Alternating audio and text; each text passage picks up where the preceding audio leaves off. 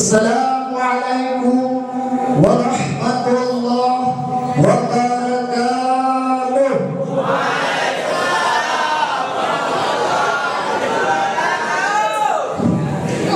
Alhamdulillah nahmaduhu wa nasta'inuhu wa nastaghfiruhu wa na'udzu billahi min shururi anfusina wa min sayyiati a'malina.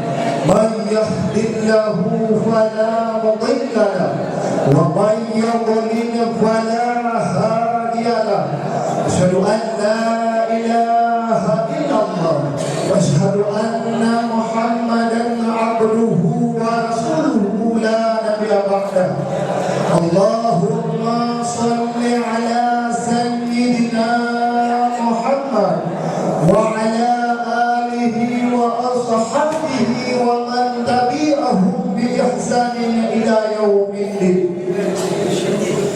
رب اشرح لي صدري ويسر لي أمري واحلل عقدة من لساني يفقهوا قولي. رب اشرح لي صدري ويسر لي أمري وارفع لي ذكري بحق نبيك محمد صلى الله عليه وسلم. اللهم هذا جمعا مرحوما وتفرقنا من بعده تفرقا معصوما. اللهم أحينا بالإيمان وأمتنا بالإيمان واحشرنا بالإيمان وأدخلنا الجنة مع الإيمان. فقال تبارك الله تعالى في القرآن الكريم أعوذ بالله من الشيطان الرجيم بسم الله الرحمن الرحيم قد أفلح المؤمنون الذين هم في صلاتهم خاشعون والذين هم عن اللغو معرضون. صدق الله العظيم وصدق رسوله النبي الكريم ونحن على ذلك من الشاهدين والشاكرين والحمد لله رب العالمين. Ta'zim yang menghormati, yang mulia kepada abadi segenap keluarga, yang menghormati kepada seluruh dewan juri serta seluruh dewan guru, yang menghormati kepada ketua MC, kemudian yang menghormati kepada kaum muslimin yang berbahagia. Semoga yang dirahmati dan dirahmati Allah Ta'ala sedang melapah yang membahagia.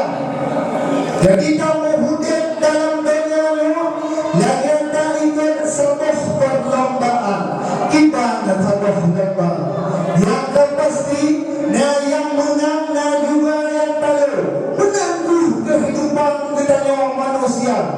Tidak kalian saat kita hidup dunia yang ikut kita yang paling macam Allah Ta'ala berpegang kepada yang pertama di saat berpegang kepada Aisyah Muhtarah. Tahap yang pertama berpegang santuyur dan sempurna. Tahap yang kedua berpegang embrio bagi kejanin. Tahap yang kedua berpegang pembentukan kesempurnaan manusia. Maka di saat Allah Ta'ala berpegang kepada daripada setetesnya yang cukup hina yang dalam ini tersebut mengandung butir bahkan berubah embrio yang embrio yang melihatnya belum berubah yang umum yaitu dalam rahim itu. Yang kemudian embrio yang berubah jika alat tersebut pada darah.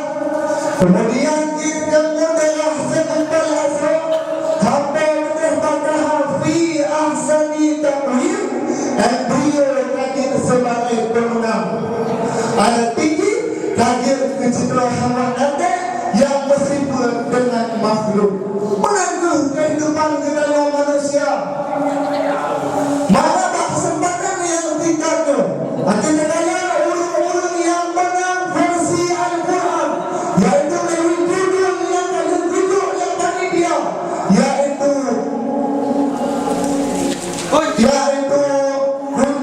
kesuksesan. Sidang ulama yang berbahagia, kedaya Bandungnya adalah embrio yang mencari kemenangan. Akan tetapi di bak detiknya, di bak masanya, kedaya dana hujan jiah daripada murid Rasulullah, sehingga penafsiran kemenangan yang salah dan cara untuk menggapai kunci kesuksesan yang menyimpang. Angan-angan roh puncak kemah membelah tandang menang tak khabar tak silam.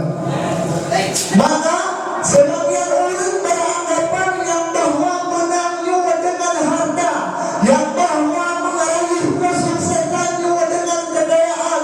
Mereka orang yang hidup kena serangan insomnia, kena penyakit tekanan mental, kena frustasi, bahkan depresi, kena sangkut-sangkut dengan manusia. Karena sangkut-sangkut dengan manusia, bunga dengan baik. Makanya adalah menangnya baiklah dengan baik, meraih kunci kesuksesan baiklah dengan kekayaan. Tetapi meraih kunci kesuksesan benar iman di dalam dada.